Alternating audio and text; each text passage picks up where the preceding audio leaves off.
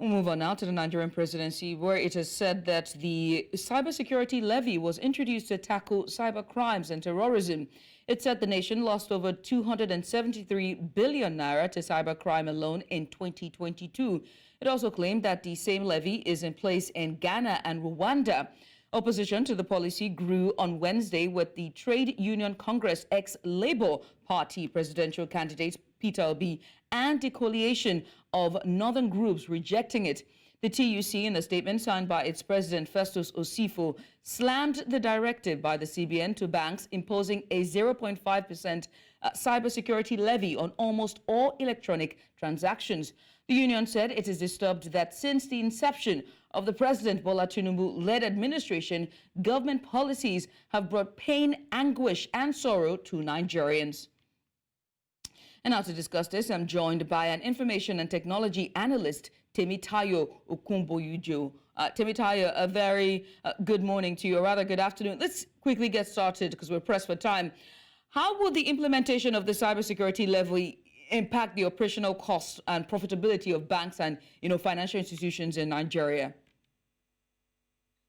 So thank you very much. To begin with, the implementation of that levy already shows an ignorance of the cybersecurity and the cybercrime environment, because what the government really needs to be doing first is to provide some guidance as to how organizations, individuals, and even government parastatals themselves would keep themselves secure, i.e., how they would maintain a low-risk environment. So to start with levying Nigerians, as far as I'm concerned, it's just another way of the government trying to make money out of people's unawareness of what the true risks are for the Nigerian nation. Temitayo, the presidency has said that this levy is not a new thing. And when you think about it in an international standard or even in the African continent, it's been done in Ghana and Rwanda as well. And so it begs to ask, to what extent does the cybersecurity levy align with international standards and best practices when it comes to cybersecurity taxation? Okay, so to begin with, as far as I know, every organization that tries to comply to best practice and recommended countermeasures against cyber crimes would start with providing a set of standards or guidelines. So, for example, in the US, you have an organization called the National, oh God, I forgot, it's an acronym. It's called NIST, is the acronym. I forgot what the full meaning is. And then also you've got the International Standard Organization that covers Europe. And then you've got the NCSC, which would be the National Center for Security Countermeasures, NCSC. So, and what those organizations would do to begin with would be to provide guidelines. They would provide standards. They would provide those best practices that you mentioned, so that organizations, individuals know what they have to do, what kind of safeguards they have to put in place. That's the place to start. So our government, as usual, are being clever by half by citing countries like Ghana, like Rwanda, who by and large are more or less just like us. So the guidance that people need to follow, like where do people look to? How do I know to keep myself safe? What are the risks that are out there? Who are the who are the threat actors?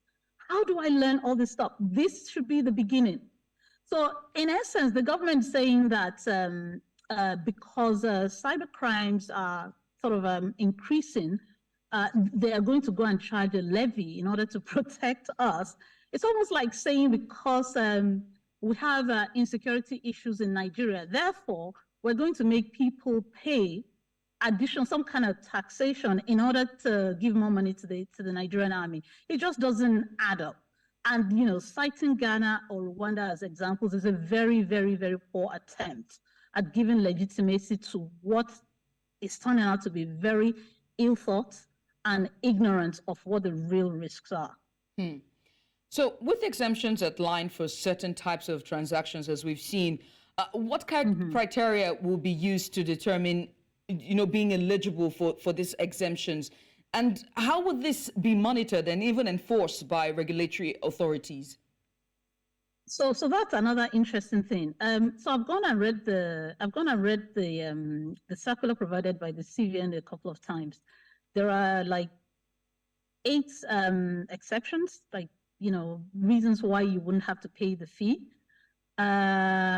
But then also in addition to that, I think someone provided an explanation as regards how the money or who the money would be remitted to. So it sounds like the CBN is going to act as middleman and remit the money to the Nigerian Security Agency.